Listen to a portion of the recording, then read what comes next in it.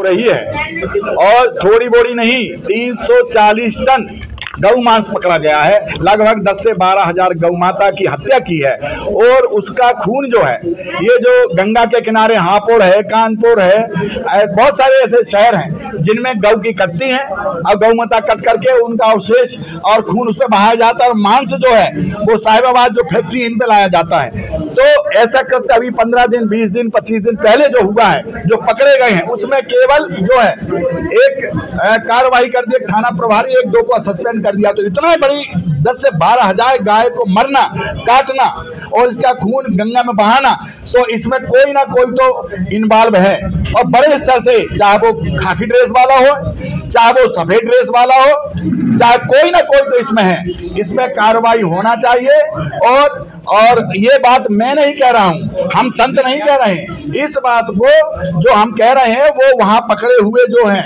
उन्होंने कहा, और जो वहां उनके ही विधायक, बीजेपी के विधायक, लौनी विधायक नंद किशोर जी गुजर है, उन्होंने भी अपने पत्र में, ये देखिए इनके पत्र में लिखा है, ये पत्र में लिखा है, उन्होंने लिया और उन्होंने लिखा एक और है कि कोई 2 अधिकारी ज्यादा इन्वॉल्व में हैं। तो मैं माननीय मुख्यमंत्री से कहूंगा कि दूध का दूध और पानी का पानी हो जाए, कोई ना कोई तो इन्वॉल्व है हमारे कुंभ में। कुंभ को बिगाड़ने का जो षड्यंत्र रचा जा रहा है, कोई साजिश की जा रही है, क्योंकि गंगा जो हमारा महाकुंभ है और गंगा जी में खून बहाया जा रहा है, रक्त बहाया जा रहा है और उससे स्नान करना है। क्या हम स्नान करेंगे?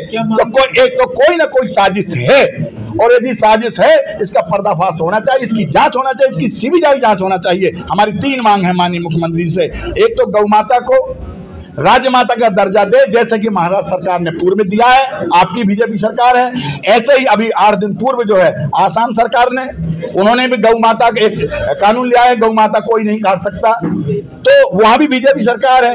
अरे यहाँ भी बीजेपी सरकार है, आप गौ के रक्षक हैं, गौ के मठाधीश हैं। मुझे आशा है कि आप भी, अब जो नहीं किया तो कोई बात नहीं, आप तो कम से कम गौ माता को राजमाता का दर्जा दें। एक दूसरा जो है, जिन्होंने ऐसा कृत्य किया है इन पे कड़ी कार्रवाई हो, फांसी की सजा हो।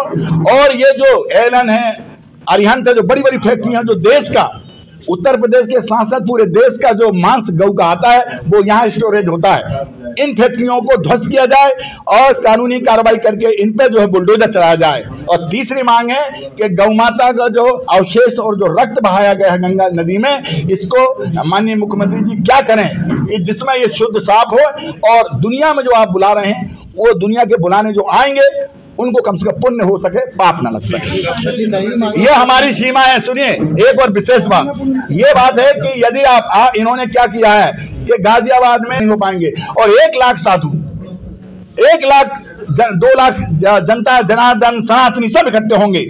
इतिहास में पहली बार जो गौ माता जो इतने इतिहास में आज तक नहीं मरी, किसी के जमाने में कोई का राज रहा हो, इतनी तो भारत के इतिहास में कभी 10 से 12 हजार तो कभी नहीं काटी गई हैं, जो अभी योगी सरकार में यहाँ उत्तर प्रदेश में काटी गई हैं। तो ऐसा इतिहास में कभी ऐसा, परंतु 144 धारा वहां लगाई गई है। अब हम वहां की बजाय यहाँ विधानसभा के सामने हम लोग बैठेंगे, अंदर विधानसभा चलेगी, माननीय योगी जी विधानसभा चलाएंगे और बाहर हम संत समाज, गौ रक्षक, जनता जनार्दन और सनातनी सब बैठ करके अपने गौ माता को बचाने के लिए कोशिश करेंगे।